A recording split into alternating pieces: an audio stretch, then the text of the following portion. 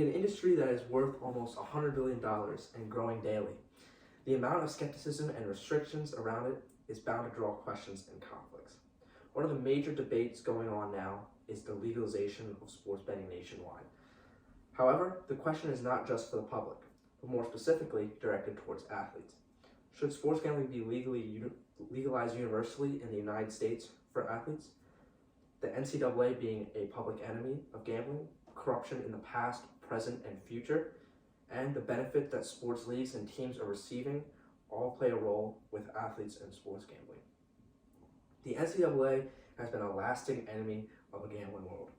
Their laws have prevented athletes and students from betting on sports, and many colleges have gone on to adopt the same restrictions. Alan Blinder, from his article, Can Colleges Police Sports Betting? Some are trying, says the National Collegiate Athletic Association has long restricted many people connected to college sports, including players, coaches, and organizers, from placing sports wagers or looking to profit from fantasy leagues or basketball pool tournaments. Student athletes are seen as especially vulnerable to manipulation because of their accessibility, age, and typically limited financial resources, and have been warned for years that they could lose their opportunities to play if they are tied to gambling. The NCAA and colleges worry that the young minds of college athletes can be easily manipulated and lead to poor decisions with use of their money if gambling were to be legal. Other opponents of gambling cite that integrity of sports is endangered if legalized. According to James Dobson, sports wagering threatens the integrity of sports.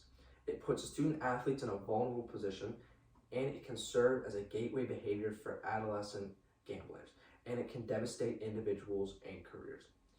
The risk of athletes altering their performance in order to win bets and fixed games are there, which is why I believe that athletes should not be allowed to bet on their own sport.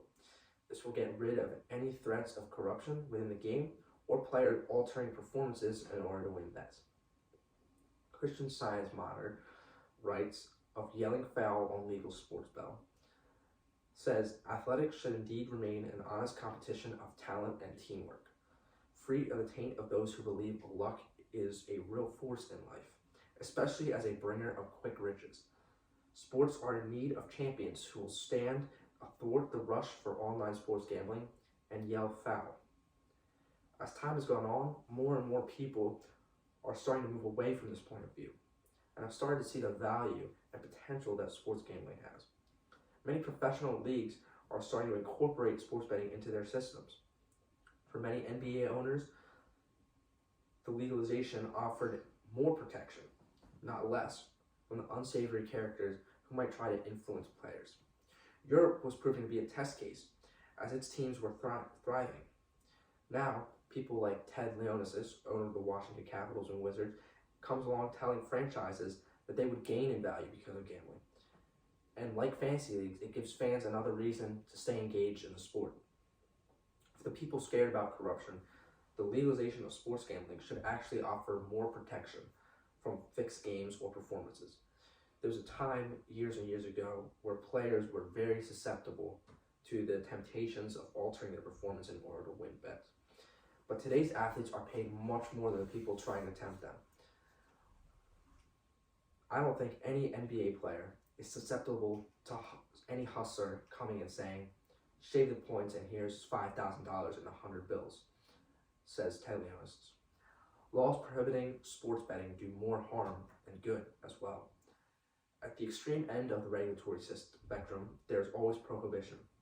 Historically, though, gambling prohibitions have done more harm than good. As gambling researchers Royman and Gabrielle Benner wrote, when a comprehensive law prohibiting all forms of gambling was passed in Nevada in 1909, the result was that the government revenues from licensing were lost.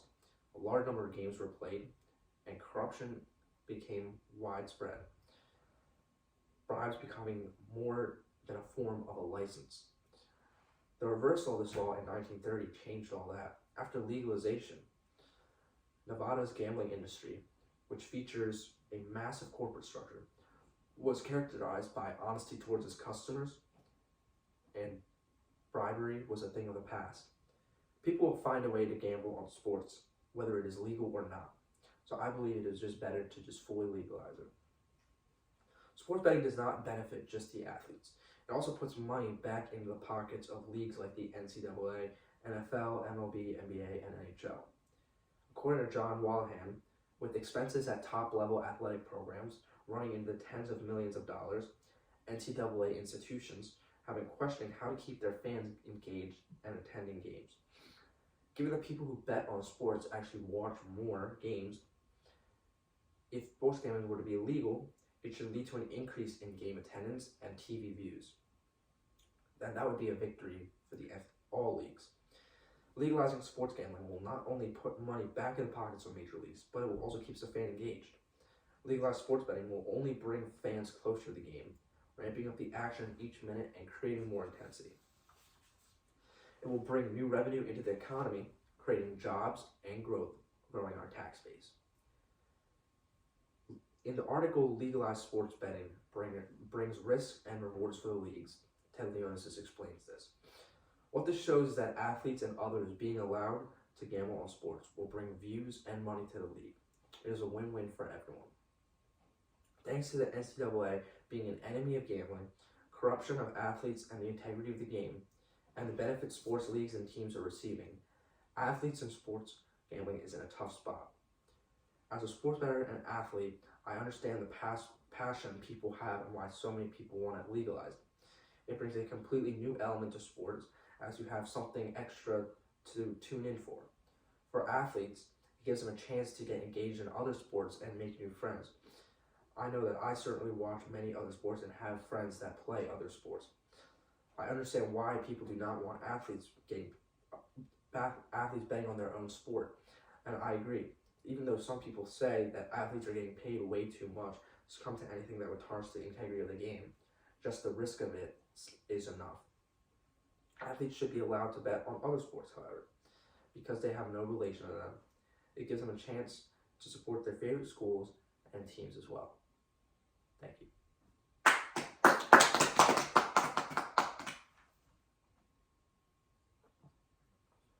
So do you think NCAA will change their mindset in the coming future? I don't think the NCAA will be able to change their mindset because of the student athletes, but maybe the other leagues, and you're seeing that the other leagues are the professional leagues are starting to incorporate it more. Because of the athlete's age and they don't get paid. Yes. That's right. Do you think allowing the athletes to bet on other games will take their time? They're going to focusing on other games than their own? Well, that is a personal decision by them. So I would hope that they're making that much money and in the professional setting that they would be able to allocate their time properly. Thank you. Yeah.